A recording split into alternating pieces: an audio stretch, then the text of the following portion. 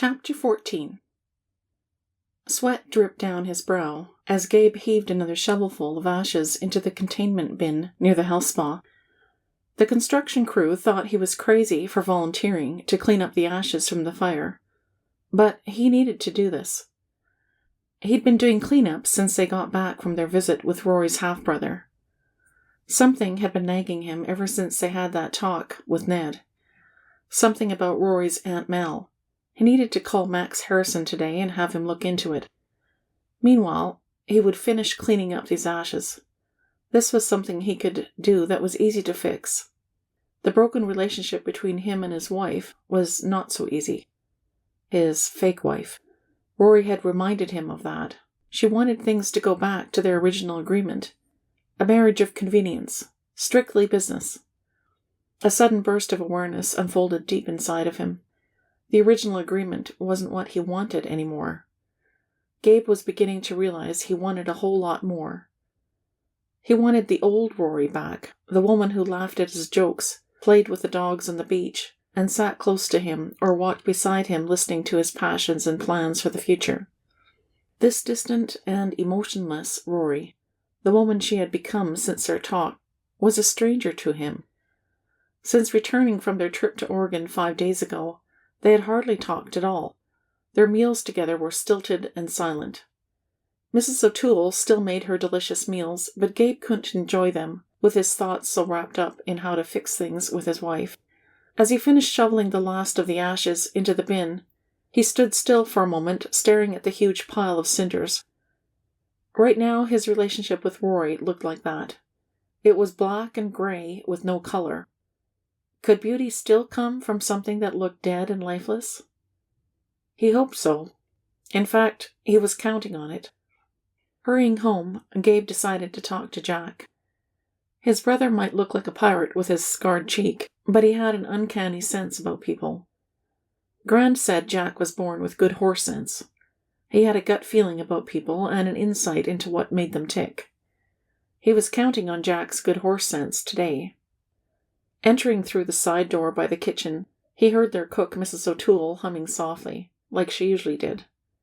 Somehow, it made their house a little more cheery. Following the scent of freshly baked cookies, Gabe walked into the kitchen and grabbed a warm one off the counter. "These smell delicious, Mrs. O'Toole." Gabe smiled as he took a bite, "and they taste even better." Their cook swatted him with a spatula. "Oh, go on with you then, Gabe Stevenson." He liked that she swatted him and had a little fun, and he never got tired of hearing her Irish brogue. Gabe winked at her smiling face as he finished eating his cookie. Turning, he went down the long hallway toward his office. Passing Rory's office, he stopped for a moment. The click-clack of her fingers typing away on the computer was all he heard. Gabe decided he wouldn't disturb her, as she was probably in the middle of a train of thought and wouldn't appreciate the interruption. Walking into his office at the end of the hall, he closed the door. Pulling out his phone, he called Jack. "Jack here." "Hey there, pirate." Jack's good-natured chuckle at the end of the phone line reminded him of their strong bond as brothers. "Gabe, it's good to hear from you." Jack's voice was unhurried and helped to settle Gabe's nerves. "It's been a while, Jack. Do you have a moment to talk?"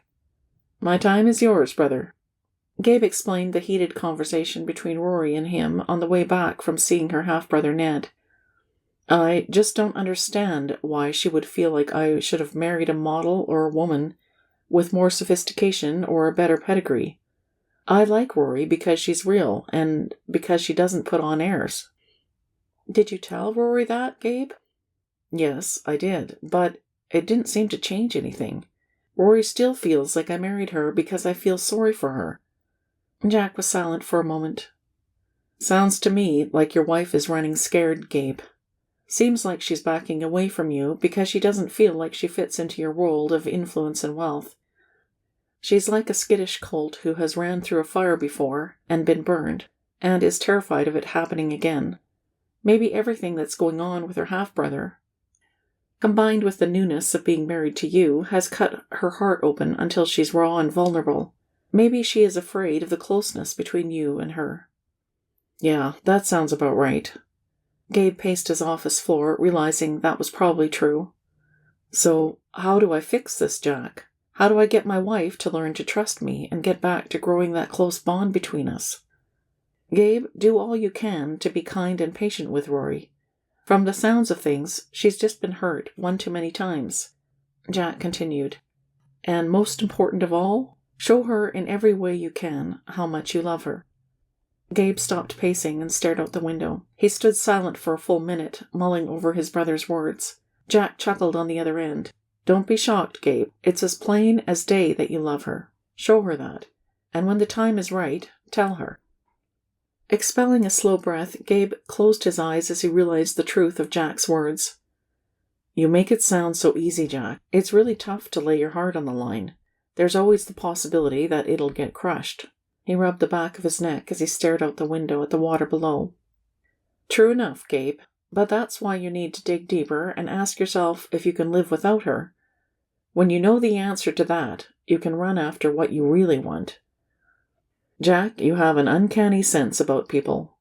Thanks for your advice. It was at times like these that Gabe appreciated his brother more than words could say. Any time, man. Oh, and we'll see you at the pier around noon? Yes, we'll be there. Good. See you later then, Gabe. Gabe hung up the phone, grateful for Jack's advice. Now all he had to do was take it. It might be one of the most difficult things he'd done yet. He wanted to tell Rory how he felt about her right now, but that would need to wait. They had to hurry to the yacht. Tonight was Rory's surprise birthday party, and they needed to be away from the lodge for a few hours so the people he hired could set things up. Her actual birthday wasn't until tomorrow, but he needed to have the party a day ahead because he had to fly out tomorrow. He'd agreed to go on a 6-week speaking tour for Cyrus Noble's chain of hotels and resorts. Problem was, he still hadn't told Rory about that. He hoped there'd be enough time to talk to her tonight. Mentally, Gabe began to rehearse all the things he wanted to tell his wife. Gabe wanted to tell her that since he'd met her, how his life had changed. It was true. Rory had a way of bringing him down to earth. She made him feel like he was grounded and rooted in something strong, something meaningful, and something worth fighting for. Something like the love he had for her. Gabe hadn't told her yet, but he would. He would show her how much he loved her, expressing all the deep emotions of his heart. Somehow he needed to let his wife know how much she meant to him, even if she was convinced they were done sharing their messy emotions. Rory stood beside Gabe on the bridge of his yacht. He had convinced her that they should take advantage of the sunny day. At first, she didn't really want to go because that would mean she would need to be in close quarters with Gabe. Since they'd returned 5 days ago from talking with her half-brother, she had barely spoken with her husband. Rory didn't know how much longer she could go on with this chilly atmosphere between the two of them, and the sad part was she didn't have anyone to blame but herself. Still, she was aware of the desperate need to guard her heart. She didn't want to be hurt. Getting close to Gabe only to be rejected or abandoned again would lead down the path straight to heartache. Rory sighed heavily. This afternoon, Gabe seemed to be in a good mood and was being very attentive and kind to her. How much longer would she be able to keep her heart aloof? Do you want to take the helm, Rory? Gabe grinned at her and stood back from the wheel. She hesitated for a moment. Are you sure, Gabe? I've only ever steered the sailboat. Well, being behind the helm of the yacht is similar, at least for what we're doing today, Gabe assured her and stepped back. Rory stepped behind the wheel and took over.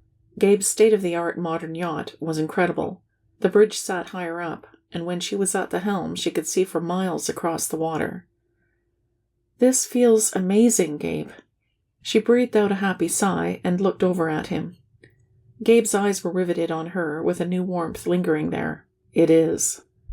Feeling disconcerted, Rory turned back and looked straight ahead. Where are we headed today, Gabe? To Paradise Lake. Her husband's blue eyes sparkled. Is this a surprise? You might say that, Gabe chuckled. You'll find out soon enough. I can see our destination just up ahead. Tingles went up her spine, starting from where Gabe placed a warm hand on the small of her back. Before long, they were docking at the long pier for yachts. Hearing loud voices, Rory looked up. We'd better get outside to greet everyone." "Surprise, Rory! Happy birthday from all of us!" Bella was waving at her and Gabe as they stepped from the yacht onto the pier. "Oh, thank you, everyone. This is a wonderful surprise." Rory's eyes brimmed with unshed tears. She'd never had this many people telling her happy birthday in her whole life. Gabe's entire family was there, as well as her friend Roselle. "Don't get too comfortable, because we're all coming back with you to Walker's Island." Roz giggled, wrapping Rory in her arms. "You are?" "Roz is right, Rory. We're headed back. Your aunts will be waiting at the lodge when we get there." Gabe grinned. "Oh, this is so much fun."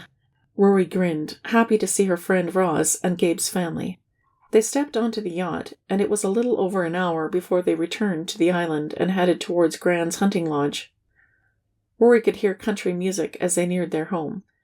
Rounding the corner, she peered into the large backyard to see one of her favorite country bands warming up. She saw all sorts of fun birthday games set up in the backyard. Rory was reminded of the fact that she'd told Gabe of her dream to have a big birthday party where there were all sorts of fun things to do. "Did you plan all of this?" Rory turned to Gabe, her eyes big and round. Gabe chuckled. "Of course, with a little help from your friend Roselle and your 3 aunts." "Thank you so much, Gabe. This looks like a lot of fun." Rory gave her husband a kiss on the cheek and then hugged Roselle. All 3 of her aunts stood in front of a large table with snacks and drinks. "Thank you so much, aunts." Rory hugged them each in turn. Aunt Mary soon called everyone to attention, telling them it was time to start. They had set up a small mini golf course, but there were a few backyard games like a large wooden Jenga, donut eating on a string, a photo booth area that hung from a tree, and a huge piñata. Luke and Zach, Gabe's younger brothers, were soon having a great time donut eating on a string, while Bella and Al started playing the large-sized Jenga game. Gabe had joined Adam and Jack to play a round of mini-golf. Rory and Roz joined Bella and Al for a game of Jenga. Trying to pull out a piece of 2x4 wood without letting the tower fall over was difficult. First time through, Rory was the player who made the tower fall, but she got better the more times they played. Before long, Aunt Mary announced that it was time for the scavenger hunt. She gave each person a paper with a picture on it. Everyone had 10 minutes to find the item and to get back in time. The first person back won the game. Rory's picture was of a pine cone, a flower, and something blue. She hurried toward the back of the house and into the area where there were lots of trees, convinced she would find pine cones there. The sun was still shining as she walked into the bushes. Walking deeper into the forested area, Rory stopped in front of a pine tree. She grabbed onto a couple of branches and shook them until a few pine cones fell onto the ground. Bending over, she picked up a couple of pine cones only to see something shiny laying on the ground beside it.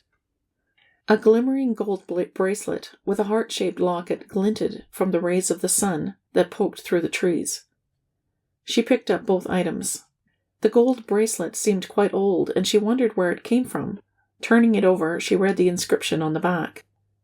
"To our daughter Mallory Murphy, love Mama and Papa." Suddenly the hairs on the back of Rory's neck bristled, and she stood there. It felt like she was being watched.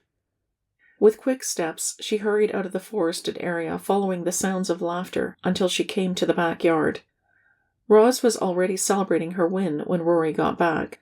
She stopped and read the inscription again, remembering what she'd read in her mother's diary this morning. "I don't know if I should invite my sister Mal to Rory's 6th birthday party. The last few birthday parties she's attended, she was so mean to me and to our little Rory.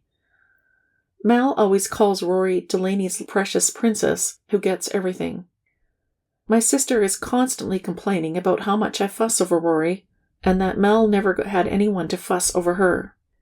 Sometimes I wonder if all those years when my sister Mal had to deal with our father's drunken rages caused something to snap inside of her. Maybe resentment and bitterness from all those abusive years have built up to the point that now she's decided she wants her revenge.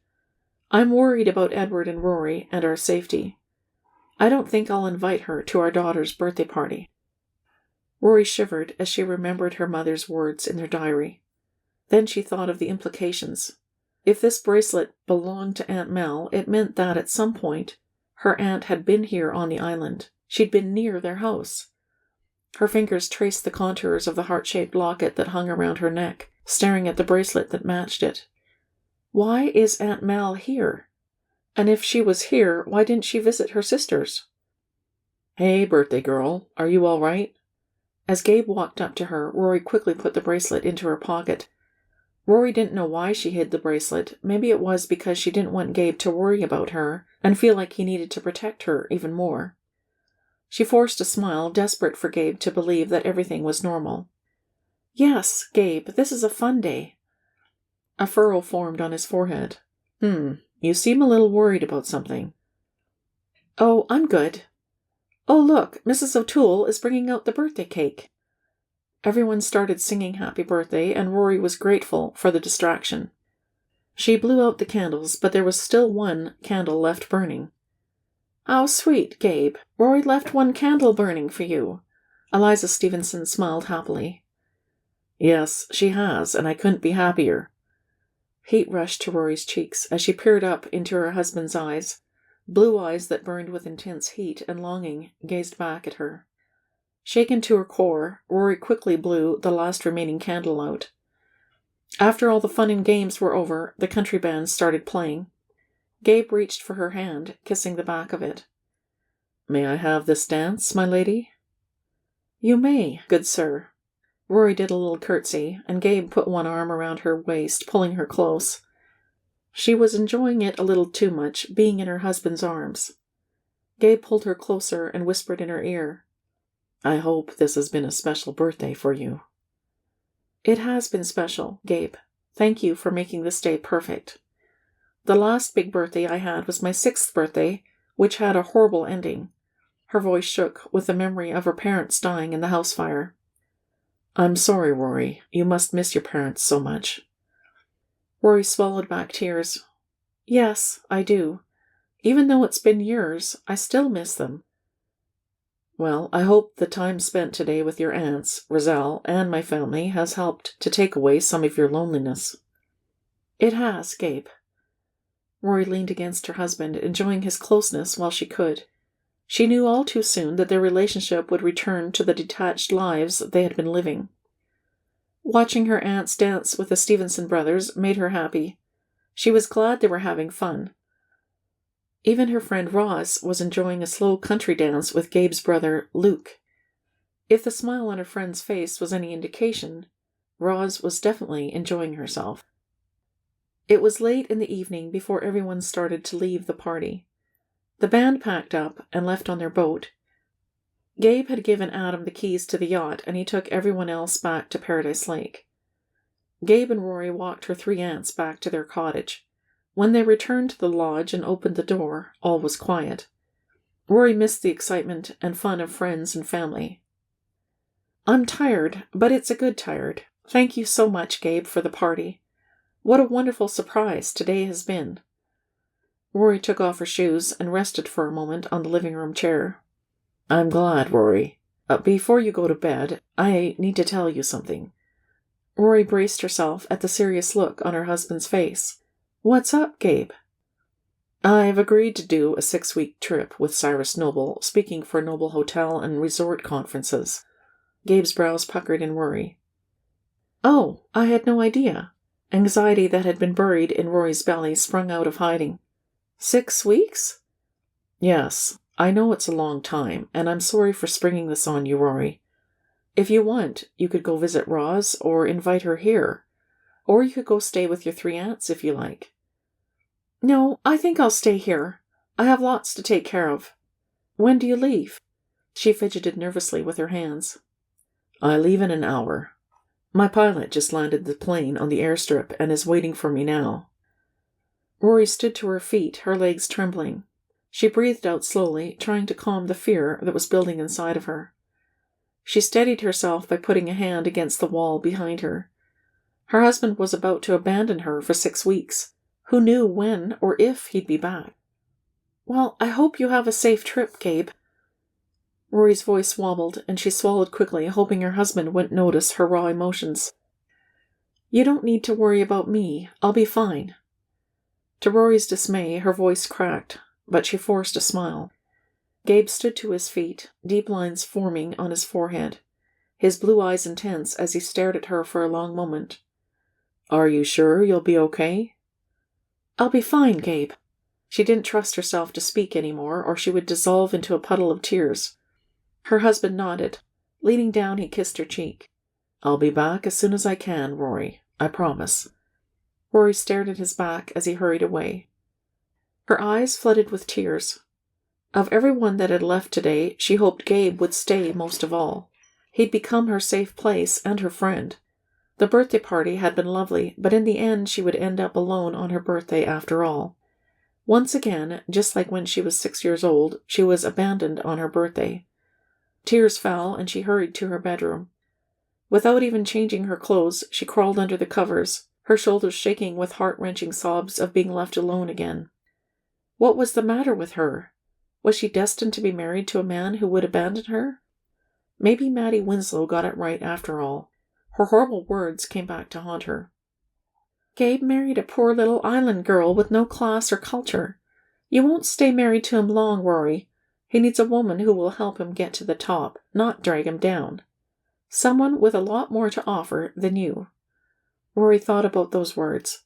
Maybe she really wasn't good enough for Gabe. Maybe she really wasn't a woman who had anything good to offer him. Maybe she really wasn't worthy to be loved. Gabe settled his head back against the cushioned seat on his private jet and tried to get comfortable. He was too keyed up to rest. His thoughts went through all the speaking commitments he had for this series of conferences. Speaking at these conferences for noble hotels and resorts would help expand his audience and would help give him access into the hotel and resort industry. This really was a once-in-a-lifetime opportunity, a dream fulfilled. Then why didn't he feel excited?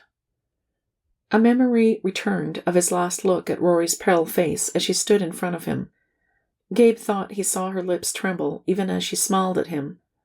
And her beautiful violet blue eyes, instead of being soft and warm, were unnaturally bright, almost as if she was afraid of something. What would cause his wife to be afraid? Gabe's thoughts swirled with memories of Rory's birthday party tonight.